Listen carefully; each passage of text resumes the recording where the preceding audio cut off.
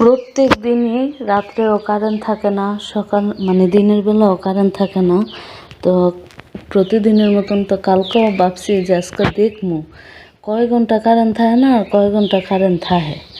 তো সকালবেলা যাই হোক, আগের দিন রাত্রে তো ছিলই না কারেন্ট। তো পরের দিন মানে কালকে সকাল 8:30 কারেন্ট গেছে। সেই কারেন্ট আসছে হচ্ছে 10:10। 10:10 আসার পরে সকাল 11:30 বাজে আবার কারেন্ট গেছে। 11:30 বাজে যাওয়ার পরে সেই কারেন্ট আসে 1:10। দুপুর 1:10 কারেন্ট আসার পর সেই কারেন্ট আবার 2:40 চলে গেছে। 2:40 কারেন্ট যাওয়ার পর কারেন্ট আসে আসরের আজানের পর, মানে 5টা বাজে। 5টা বাজে আসার পর কয়েকদিন সন্ধ্যা 7টায় গেছে, 8:30টার দিকে আইছে। তো গতকাল কি করছে, সন্ধ্যা 7টায় যায় নাই, ওই যে সন্ধ্যা 5:10 যে বিকাল 5:10 কারেন্ট আসছে, তারপর ওই কারেন্ট গেছে রাত্রের 8:40। রাত্রের 8:40 ওই কারেন্ট গিয়া আসছে 10:15। 10:15 কারেন্ট আসার পর যাই হোক একটু শুইছি, একটু চোখটা লাগছে হচ্ছে 12:10 আমার ঘুম ভাঙিয়া গেছে। 12:10 ঘুম ভাঙিয়া গেছে। তারপর দেখছি যে কারেন্ট আছে। তারপর ওয়াশরুম থেকে আসলাম, আসার পরে দেখি যে 12:16 বাজে। মনে মনে বলতেছি 2 ঘন্টা হয়ে গেছে, তো আর 2-3 মিনিটের মধ্যে কারেন্ট যাইবো গা, চোখটা যদি তাড়াতাড়ি লাগিয়া যাইতো। তো এটা ভাবতে ভাবতেই 11:20 কারেন্ট চলে গেছে। তো মানে 12:20 কারেন্ট চলে গেছে রাত্রে। সেই কারেন্ট আসছে সকাল 5:55। অথচ এই যে এইভাবে কারেন্ট যে যাইতেছে, তো কারেন্ট যে থাকে না, মানে 24 ঘন্টার মধ্যে যে 12 ঘন্টাই কারেন্ট থাকতেছে না। আগে যখন 24 ঘন্টার মধ্যে 18 ঘন্টা 19 ঘন্টা ছিল, তখন আমাদের কারেন্টের ইউজেস বেশি হয়েছে না। তো এখন তুলনামূলক কম হইতেছে না।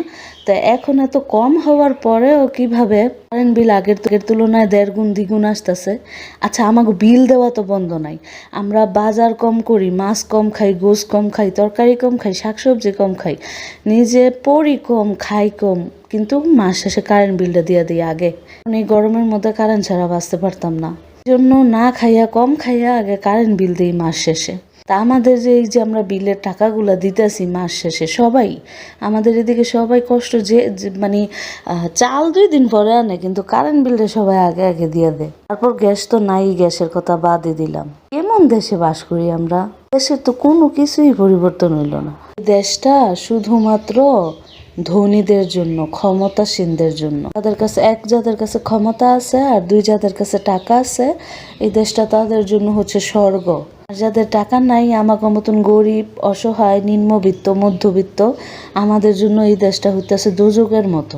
আর বলবো বলো, এগুলো বইলা কোনো লাভ নাই। তো গত কয়েকদিন অনেক অসুস্থ ছিলাম, যার কারণে আর কোনো ভিডিও আপলোড করতে পারি নাই, আর করার চেষ্টাও করি নাই।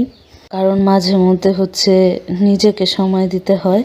তোমাদের ভাইয়া সকালবেলায় এই মাছগুলা নিয়ে আসছিল। তো ওই দিন মুরগির ভিডিওতে, মানে লাস্টে যে ভিডিওটা দিছিলাম, ওই ভিডিওতে বলছি যে ঘরে কোনো মাছও নাই। তো অনেকদিন ধরেই মাছ নাই। তো এই মানে মুরগির ভিডিও, মানে ওই যে ওই দিনকে ভিডিওটা শেয়ার করলাম তোমাদের সাথে, মুরগি আনছিল দেখাইলাম। তো মাছ কিন্তু তার আগের থেকেই নাই, তারও অনেকদিন আগের থেকেই নাই। আর এই মাছের ভিডিওগুলো ছিল তোমার এই মুরগি আনার হচ্ছে আগে। তো পাঙ্গাস মাছ খাইতে খাইতে এখন আর ভালো লাগে না, কিন্তু পাঙ্গাস মাছের কেজিও 220 টাকা হয়ে গেছে। তো পাঙ্গাস মাছের চাইতে এখন কম দামি মাছ কি জানো?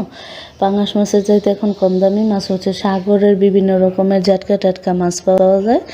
এগুলো হচ্ছে মানে সাগরের কাউয়া জেটকা মাছ, যেগুলো আমাদের দেশের নদীর, মেঘনার, পদ্মার যেই মানে নদীর যেই কী কয় এগুলোর জাটকা মাছ, ওইগুলো তো অনেক দাম, 600-700-500 টাকা কেজি।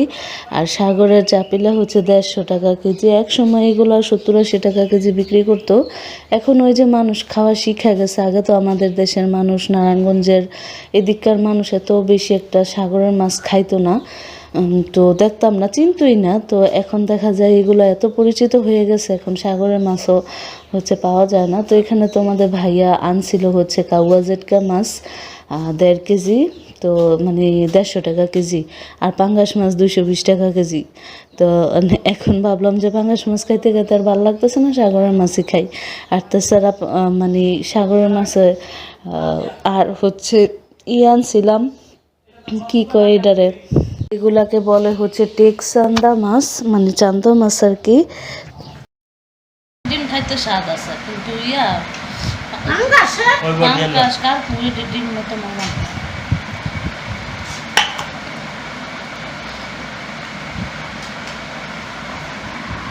আর মাছের তো ডিম বার করলে খোলাটা খায়।